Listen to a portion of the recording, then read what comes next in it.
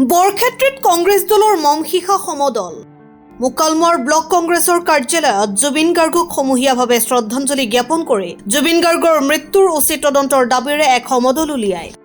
বৰক্ষেত্ৰৰ ৰাজীৱ ভৱনৰ পৰা জুবিন গাৰ্গৰ ন্যায় প্ৰদানৰ দাবীৰে মমবাতি জ্বলাই প্ৰায় 3 কিলোমিটাৰ পদযাত্ৰা কৰে। বৰক্ষেত্ৰ ব্লক কংগ্ৰেছৰ পৰা মুকালমুৱা চক হৈ পদযাত্ৰা কৰে।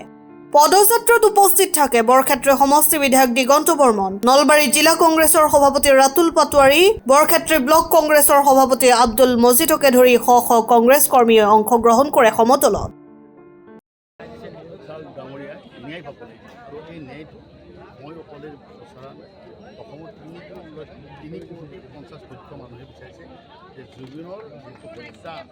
মুখ্যমন্ত্ৰী কোৱা ভাষা হত্যা মহাপ্ৰয়াণৰ এই যিটো ঘটনা ঘটি গ'ল, কি কাৰণত হ'ল, কেনেকৈ হ'ল, কাৰ চক্ৰান্তত গৈছে, এই কথাবিলাক পোহৰলৈ আহিব পাৰে। আৰু সেই পোহৰলৈ অহা মানে ন্যায় পাব, তেখেতৰ আত্মাই ন্যায় পাব লাগে। আৰু সেইটোৱে বিচাৰিছোঁ। আৰু সেইকাৰণে আজি মই নলবাৰী জিলা কংগ্ৰেছ আৰু বৰক্ষেত্ৰ ব্লক কংগ্ৰেছৰ উদ্যোগত আমি মমশিখা লৈ পেলাই আমি সমদল কৰিছোঁ।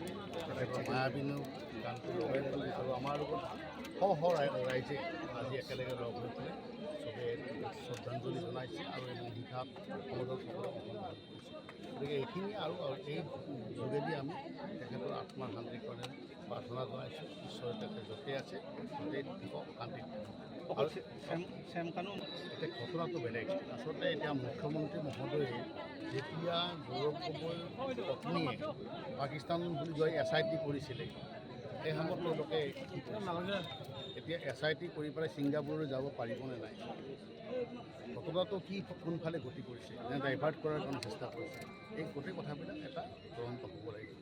গতিকে মই সেই কথাই কৈছোঁ, গতিকে অসম চৰকাৰক মই আহ্বান জনাইছোঁ, এটা সুন্দৰ প্ৰক্ৰিয়াৰে জুবিন গাৰ্গ ডাঙৰীয়াক ন্যায় দিয়ক। আৰু যদি ন্যায় নিদিয়ে, এই ন্যায়টো কিন্তু অসমৰ 350 লক্ষ মানুহে, কাৰণ জুবিন গাৰ্গ সদায় অসমীয়া মানুহৰ, অসমৰ প্ৰতিজন ৰাইজৰ অন্তৰত আছে আৰু প্ৰতিটো পৰিয়ালৰ এজন সদস্য হিচাপে ৰাইজে গণ্য কৰিছে। এটাই কথা তেওঁ যে মোৰ কোনো জাতি নাই, ধৰ্ম নাই, এই যিটো ভাষণ তেওঁ একত্ৰিত অসম এখন বিচাৰিছে, জাতি ধৰ্মৰ কথা নাই, এখন একত্ৰিত অসম জুবিন গাৰ্গে আমাক দি গৈছে, যিটো কোনেও দিব পৰা নাছিলে, যিটো জুবিন গাৰ্গে দিব। এইটো তেখেত হৃদয়ত বলাই থাকিব আৰু তেখেতৰ আজি এই যিটো প্ৰক্ৰিয়া চলি আছে, এই প্ৰক্ৰিয়াটো এটা সৰকটীয়াভাৱে ব্যৱস্থা কৰি